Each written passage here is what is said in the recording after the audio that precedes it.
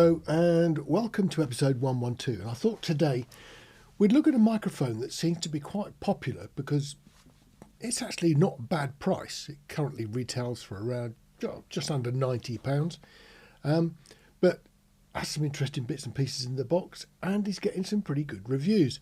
It's been around for a while and I don't really know why I've never looked at it before, but I thought today we'll look at the MXL990. Let's have a look what's inside the box. What we've got is the microphone. We've got an ordinary screw-in adapter. It's plastic, it's okay, but it's a stand mount type thing. Take the knurled nut off the bottom of the microphone, screw it onto that. It's pretty much the same as the one on the Samsungs, and a few other microphones have got the same thing. And of course, all the German ones have got similar attachments like this available for them. But essentially, you screw the mic straight onto that, straight attachment to the stand. But it also comes with an elastic suspension mount. So you actually get one of those too. So I figured what we'll do is put it on a stand and give it a blast against something else, something that I know quite well and perhaps is a bit crazy price wise. We'll put it up against the 414 because in condensers I love the 414s and I use them for sort of practically everything. So we can try a 414 which is around about £900 at the moment. So we'll put a 414 at 900 quid up against the MXL990, which is 90 quid. A tenth of the price, effectively. First thing, let's get them set up next door to each other. To be fair, what I've also done is I've put the 414 on an ordinary clamp, mic clamp, so that it's not on a suspension and will run this MXL not on a suspension mount as well. So then I can tap that and let you hear how much of that gets translated through the mic body into the mic. It doesn't matter that much in most cases, but if you're trying to do a recording on something like a stage floor that's elevated and it's a bit resonant and wobbles, then any movement of the stand, any noises that introduces gets up into the mic. So we can compare how the two things manage together. So let's have a look and put this up on here. Might well be plastic, this mount, but it's actually not bad.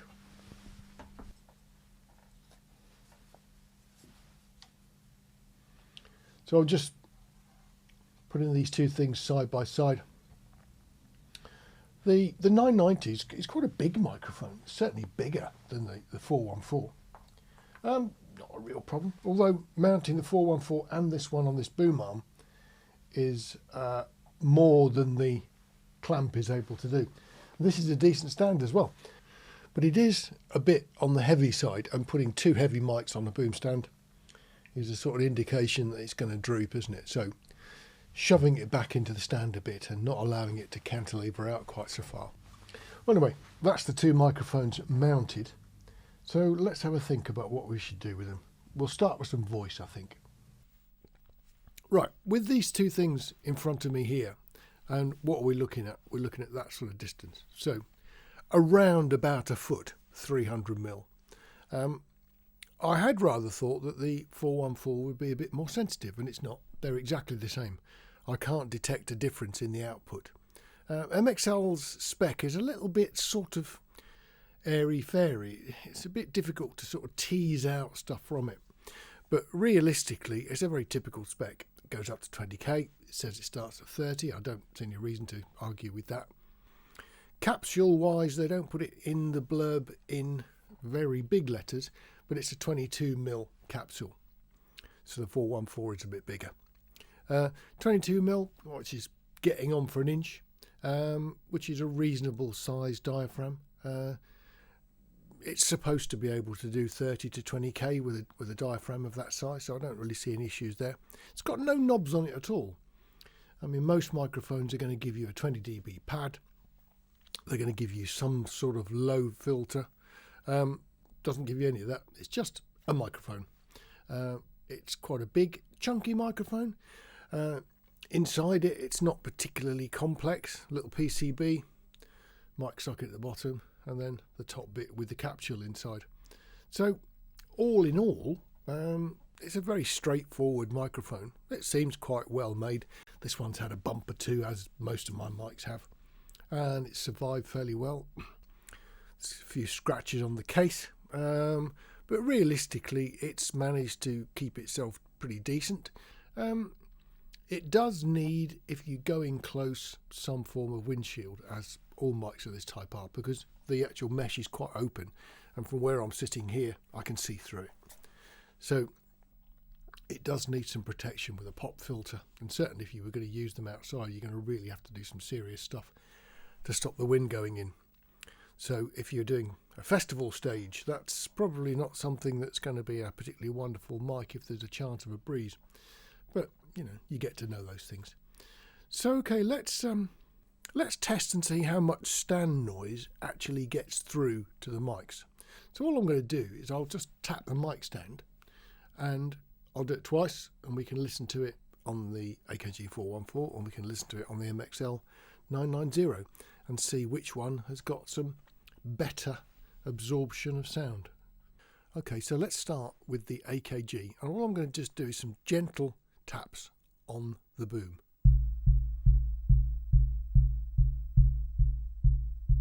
So while I'm doing that, I'll switch across the MXL. Hang on.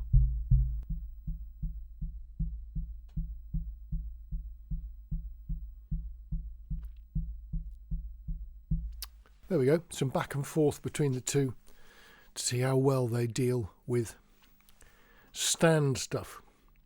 Now, if you're an avid viewer of YouTube videos, I've seen some reviews, one in particular, where this was slagged off as being terrible. In actual fact, I can't see anything wrong with it at all. Now, typically, these sort of suspensions are a circle in the middle, 4 clips, the elastic goes in top and bottom, and they're pretty good in that vertical plane. They're designed to take the weight of the microphone with no issues whatsoever, and as long as you don't go too far up or too far down or try and twist it, those elastics stay in place. Now, if one of them does come undone, especially these ones on the middle, this design sort of has one slight deficiency. If one elastic comes loose, you try and fix that. While you're trying to fix that, another one will come loose. Once you've done that one, another one that suddenly had all the pressure taken off it, that gives way. The ones at top and bottom are turned over, so it's quite difficult for the elastics to come out of the top and bottom of the inner ring. But where they're joined onto the stand section, they can pop out, and that's just because that's how all of these are designed, not this particular one. This is no worse than any of the others of a similar design. I've had no grief with these whatsoever. And this particular one, because the microphone is quite a reasonable diameter, is actually quite chunky. So when you do that and you make it bigger so that the microphone can go in and out, it doesn't fall apart. I really don't understand the review that said this thing was awful, because quite frankly it's not. What do we reckon on the voice? It's £90 versus £900. And I don't mind it at all. The blurb, if you look at the website, seems to have been copied from MXL's website to practically everybody who sells these things. They all talk about silky smooth sound. Well, I'm not really sure. I mean, it is slightly mellow, I suppose. I still like the 414 better, but on the other hand, you can get a lot of MXL990s for the price of one 414, can't you? Let's try it on some instruments and see how that goes.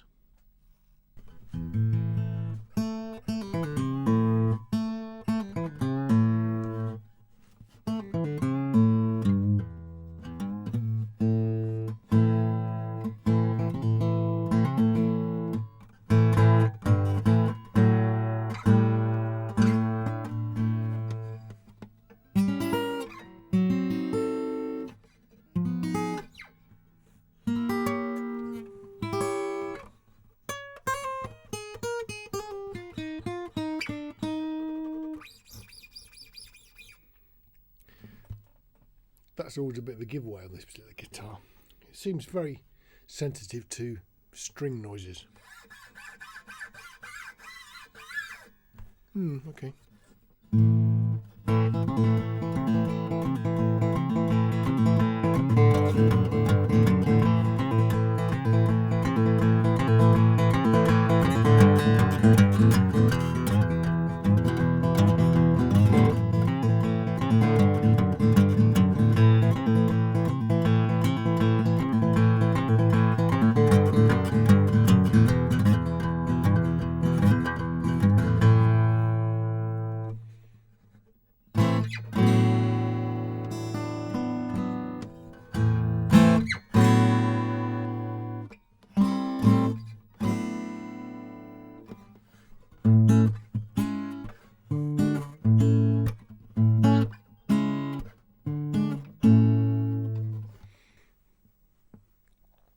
It's okay, really. Going between the two on the guitar, it's not really a problem, is it? Let's try a different guitar. Hold on.